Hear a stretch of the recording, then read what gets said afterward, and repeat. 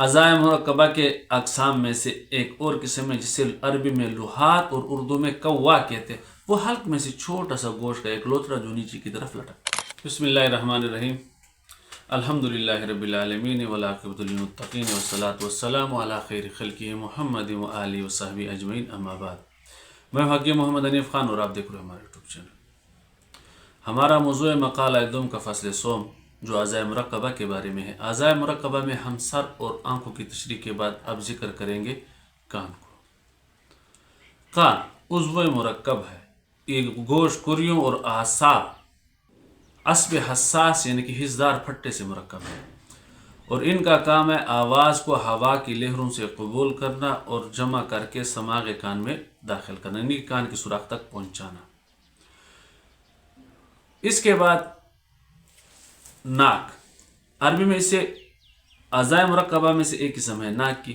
ناک کو عربی میں انف، اردو میں ناک اور فارسی میں بینی کہتے ہیں، اور انگلش میں اسے نوز کہتے ہیں۔ یہ مرکب ہے گوشت، اعصاب، عضلات اور رگوں سے۔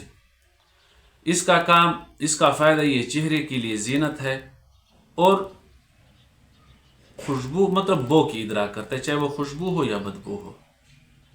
اعضائے مرکبہ کے اقسام میں سے ایک اور قسم ہے جسے کہتے ہیں ہونٹ، شفتین، لب، ہونٹ۔ اس کا کام، یہ مرکب ہے گوشت، ہونٹ مرکب ہے گوشت، عضلات، اعصاب، رگوں سے، اور ان کا کام منہ، ایک تو یہ چہرے کی زینت ہے، دوسری یہ منہ کی حفاظت کرتے ہیں، بند ہو کے منہ کی حفاظت فرماتے ہیں۔ اعضائے مرکبہ کے اقسام میں سے ایک اور قسم ہے جسے کہتے ہیں لسان۔ لسان عربی میں، اردو میں زبان یا زبان۔ یہ لسان مرکب ہے گوشت، اوردہ وہ رگیں جو جگر سے نکلتی ہے، شریان وہ رگیں جو دل سے نکلتی ہے، اور عصب حساس جو دماغ سے، ایک پھٹا حسدار جو دماغ سے آتا ہے، اور جھلی سے جو اس کے اوپر لپٹی ہوئی ہے، اور مری کی جھلیوں کے ساتھ جس کا اتصال ہوتا ہے، یا اس کا اتصال مری کی جھلیوں کے ساتھ ہوتا ہے۔ اور زبان کا جو کام ہے یہ منہ میں غذا کو الٹ پلٹ اور نگلنے میں، اسی کے ساتھ تھوکنے میں، گفتگو کرنے میں اور ذائقے دریافت کرنے میں مدد کرتی ہے۔ لسان کے بعد ایک اور عضو اعضائے مرکبہ میں سے ایک عضو مرکب ہے مری۔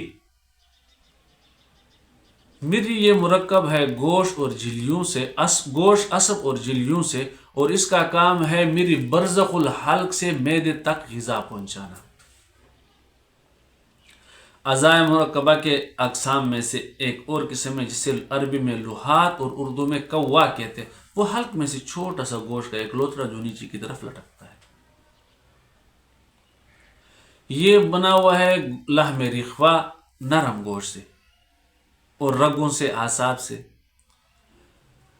ان کا کام یہ ہے کہ غذا کو ہوا کی نالی میں اور پھیپھڑے میں داخل ہونے سے منع کرتے ہیں، کھانے پینے کے اشیاء کو، اور اسی کے ساتھ ساتھ یہ گرد و غبار کو بھی حنجرے میں داخل ہونے نہیں دیتے، اور آواز کی خوبصورتی میں بڑھانے اور گھٹانے میں بھی، آواز کو مزید کرنے میں بھی اس کا بہت بڑا ہاتھ ہے، اسی کا کردار ہے۔ تب تک کے لیے آپ ہمارے چینل کو لائک، شیئر اور سبسکرائب کریں۔ ہمیں اجازت دیجیے۔ اللہ حافظ۔ السلام علیکم ورحمۃ اللہ۔